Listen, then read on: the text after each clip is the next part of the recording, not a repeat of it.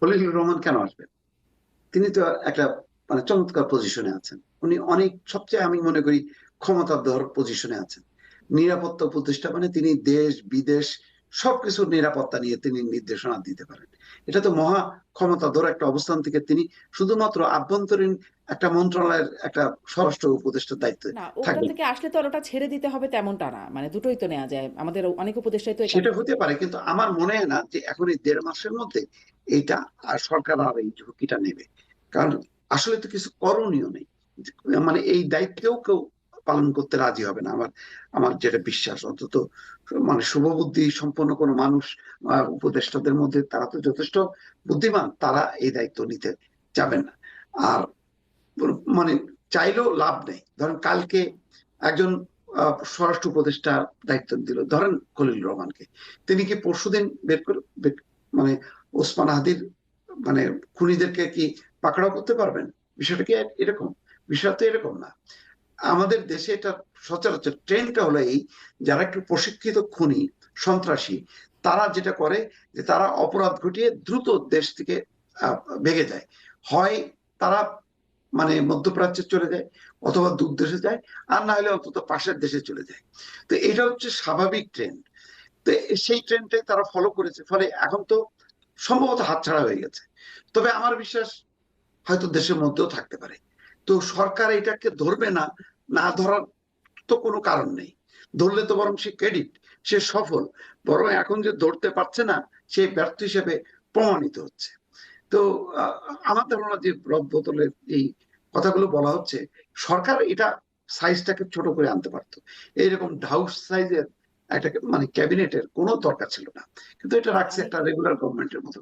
এবং তাদের একটা হয়তো স্বপ্নই ছিল যে যেহেতু অভ্যুত্থানের সরকার, এটা মানে 50 বছরের একটা ম্যান্ডেট নিয়ে তারা আসছে। তো এখন ঘটনাক্রমে আর সামলাতে পারছে না, দেখছে যে হুম। পরিস্থিতি নাজুক, সুতরাং নিজেদের নিরাপত্তা বা ছেড়ে দে মা কে দে বাঁচি, এই ধারণার বশবর্তী হয়ে তারা হয়তো নির্বাচনটা ইচ্ছা অনিচ্ছার বিরুদ্ধে তারা দিচ্ছে। এই হচ্ছে পজিশন সরকারের। জি, ডাক্তার আব্দুল লতিফ স্যার, আপনার কাছে একটু শুনতে চাই। শুধুমাত্র সিটি ব্যাংকে অ্যাকাউন্ট থাকলেই করতে পারবেন গুগল পে, তাই অ্যাকাউন্ট খুলুন আজই। যে প্রশ্নটি আপনি করেছেন, এটি মোস্তফা ফিরোজ খুবই ভালোভাবে উত্তর দিয়েছেন। আসলেই তো নতুন স্বরাষ্ট্র উপদেষ্টা দরকার আছে কিনা এটি একটি প্রশ্নের বিষয়। যেটি দরকার সেটি হচ্ছে স্বরাষ্ট্র উপদেষ্টাকে আহ ভালোভাবে তার কাজ পরিচালনা করার জন্য আহ সুযোগ দেওয়া, এবং মন্ত্রী পরিষদের উচিত স্বরাষ্ট্র উপদেষ্টার কাছে তারা কি চাইছেন সেটি তাকে ভালো করে জানানো। আমি লক্ষ্য করেছি যে স্বরাষ্ট্র উপদেষ্টা অনেক ক্ষেত্রে যেসব সিদ্ধান্ত নিয়েছেন, আমার কাছে মনে হয়েছে এই সিদ্ধান্তগুলি তিনি নিজে থেকে নেন নাই, তাকে বলা হয়েছে, তিনি নিয়েছেন। তো এই কারণে আমি মনে করি যে উনি একজন লেফটেন্যান্ট জেনারেল, কিন্তু এমনি এমনি তার লেফটেন্যান্ট জেনারেল হয় না আর্মিতে। ফলে আমরা তার কথাবার্তা শুনে তাকে অনেক সমালোচনা করি, এটা যেমন ঠিক, এটাও কিন্তু ঠিক যে একজন লোক এমনি এমনি লেফটেন্যান্ট জেনারেল হয় না। একজন লোক এমনি এমনি একটা সুশিক্ষিত সেনাবাহিনীর অধিনায়কত্ব আহ পান না। আমাদেরকে দেখতে হবে যে কেন তার কাছ থেকে আমরা আশানুরূপ পারফরমেন্স পাই নাই, অথবা কোন কোন জায়গাতে তিনি বাধার অনুভব করেছেন।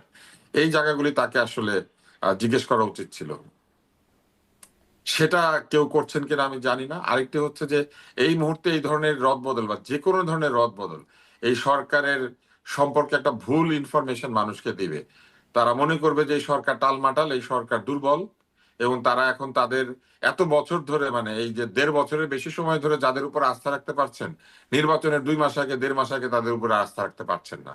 এই কারণে আমি মনে করি যে এই মুহূর্তে মানুষ বদল করার চাইতে নীতি বদল করা জরুরি, অর্থাৎ নিরপেক্ষ আচরণ করা জরুরি।